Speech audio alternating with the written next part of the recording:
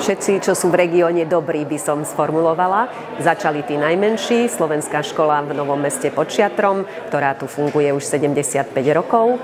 od najmenších až po veľkých. Mali sme tu malých tanečníkov, mali sme tu citaristov, spevácky zbor a takisto dážnikový tanec, ale aj takú smiešnú alebo takú komediálnu scénku našich piatakov a v podstate sme premietli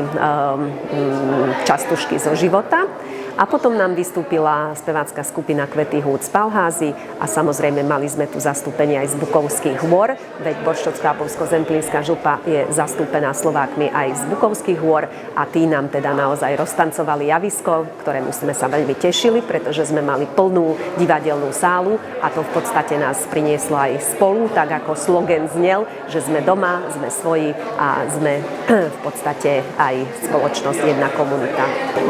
Tak ako to odznelo na javisku, je dôležité, aby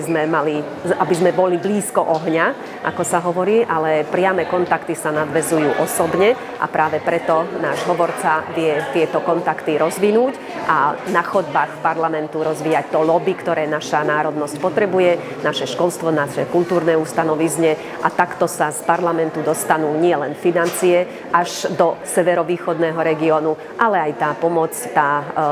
duševná, tá slovná pomoc, ktorú my potrebujeme, aby sme sa necítili osamotení.